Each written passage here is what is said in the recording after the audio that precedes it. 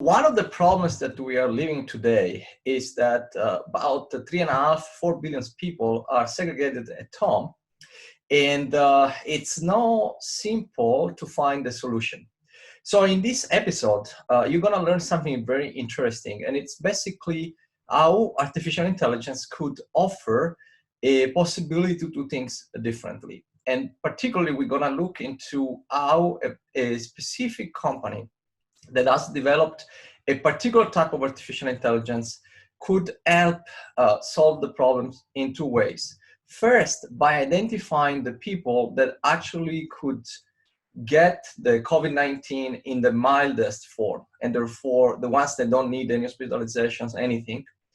And second, by identifying current drugs or molecules that are already approved by the various FDAs or European agencies, and use those to potentially cure the ones that instead have the highest or the most acute manifestation of the disease.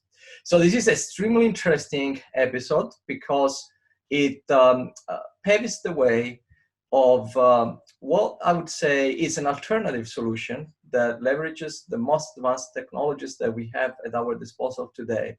So stay tuned and just let's go into it.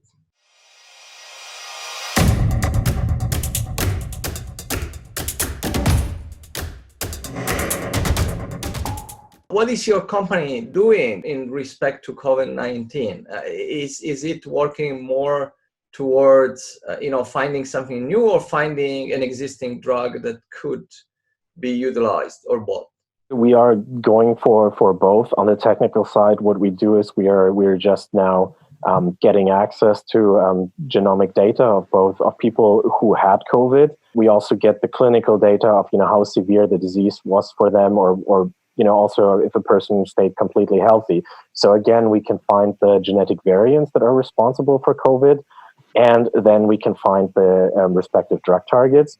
And we can, at the very least say this is the drug target, but there is a very, very strong chance that existing drugs already address that target.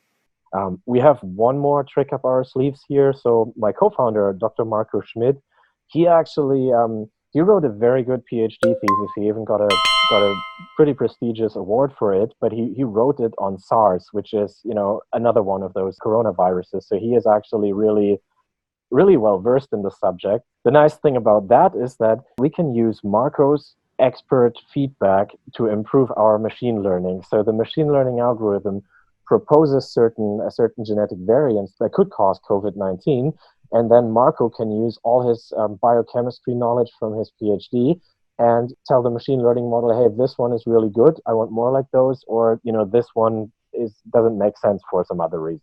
When it comes to COVID-19, I believe there are different problems for the society. That's at different level. So one of the problem is identifying the people that potentially are more vulnerable to it, not just from a theoretical you are old or not, because we've seen also young people dying from a genetic perspective. And then the second problem is the problem of finding a cure for those who have basically the most acute form of the disease. So what do we know today about, if we know anything about who is more susceptible to manifest the acute disease? Is there any research, any applications going on in that direction? There are definitely a lot of groups that are collecting genetic data, genomic data about COVID, so from COVID patients, and also collecting all the clinical data. And there is a lot of money in that area. So there are a lot of calls of certain accelerator programs and scientific grants for that. And this genomic data is just being made available as we speak. So we have applied for the data. We already know which data we're going to get once it is prepared and ready. So the starting gun will sound relatively soon there. So time is crucial. So we can expect this to move very fast. Whether there are already genetic variants, I think there is a paper about that ACE receptor. So that's the one that the chloroquine addresses. So but that has been discovered before, I think. Today, like if we had the blood exams of let's say 100 people, we couldn't for sure define who will not get it or will get the mild form of it and therefore could work. We are not yet there. Yeah, I mean, you need in order. I mean, machine learning means that the machine learns patterns, and for that, you do need the training data. So if we had, if we had, say, blood samples from 200 people, 100 who were exposed to COVID but didn't show any symptoms, and the other 100 who had really severe symptoms, then we could analyze that and we could actually find the patterns that determine how severe the disease is for a person, and then we could just test those genetic variants responsible for that in any given person on the planet and tell them how the disease is going to affect them. And then you could tell, young healthy people who seem healthy, you could tell them, look, you're actually really at risk, so be very careful. We go here, of course, in the realm, if you like, a little bit of public policy and so on. But here, as a former scientist, here is what I'm wondering. Most of governments out there, they are kind of putting their head towards these mobile apps and measuring where people go and so on. But wouldn't it more sensible to invest instead in this, trying to find out who are the people that would get only the mild version of it and who are the ones that are at most risk? Because it looks like this answer could arrive in a shorter period of time. What do you think? I mean, what is your thought about this? Yeah, I mean, not just as a scientist, but in general, this whole app business with tracking people's movement, I mean, that's a huge invasion in privacy, in your privacy. That's, not something I agree with. I mean, we have special circumstances, so some people might justify that, but I would certainly appreciate a solution that doesn't require, basically supervising somebody, your citizens all the time.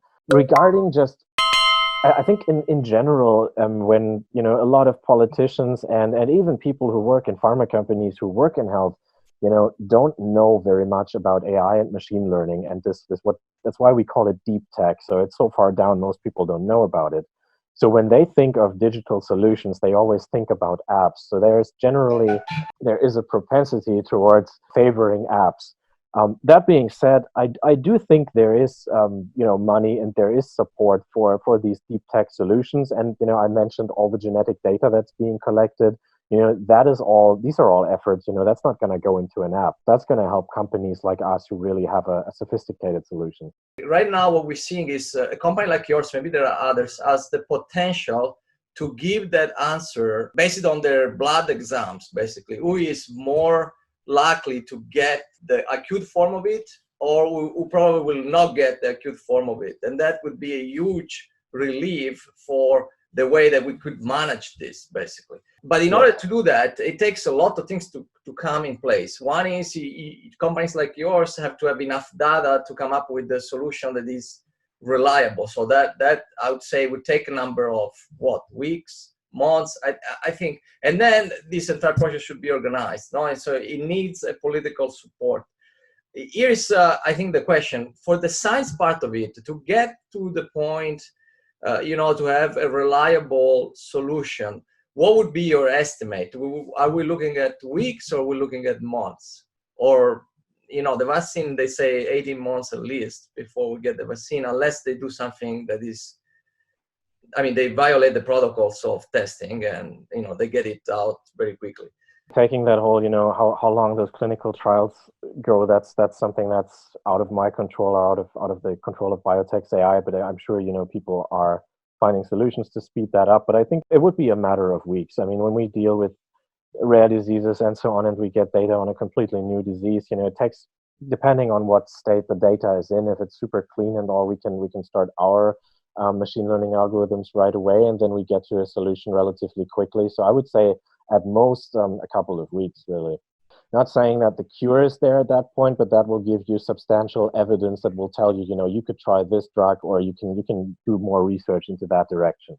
But even at the minimum, this is, I would say, as a minimum viable solution, if you could separate those who are at risk of acute versus those who are not, that would be already a huge Yep. difference, because you could manage the diseases differently. I mean, you could focus on that, on the two populations differently, basically. Of course, there is a huge complication how you manage this, and there's going to be other type of issues, but at least it's more information than just going blind and keeping 3 billion or 4 billion of people in the world locked in their houses. I mean, yeah, I think you're absolutely right. I think, you could, that it wouldn't take too long to get to such a solution. The bottleneck might be large scale testing, that you would have to test every single person. I mean, you can do the nice thing about our approach would be, so like saying we find something really meaningful there in a short time frame. The nice thing about our solution is that the number of gene variants we find is still relatively small. So we find, like, 10 to 50 gene variants that cause a disease. Other approaches like polygenic risk scores, what everybody uses, there you need, like, I don't know, 10,000 gene variants to make such a prediction. So ours is more actionable.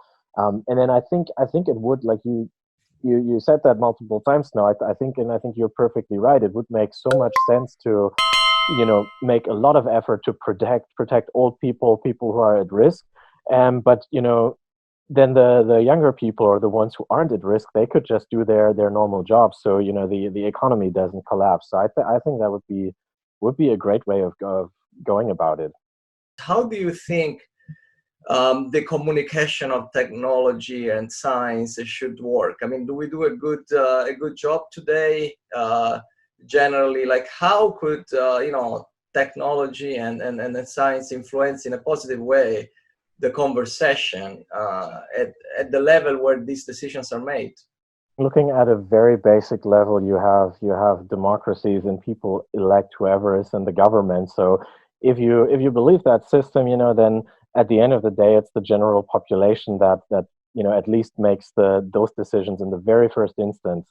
So I mean, that would mean that you need to educate the general public about all the cool research that is going on.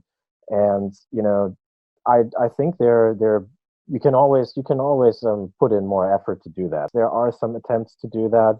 I mean, we have schools and so on, universities, so that works to some degree. But I also think in general, the most meaningful thing would probably be if for some reason people become more curious, and people think that thinking about these really complex subjects is something that's cool. But I mean, that's, of course, very, very, very difficult to achieve. I mean, I think it's a very complex problem. I wouldn't say that in general the communication about science is terrible. I don't think it is. And I also don't want to criticize it without being able to give a good solution.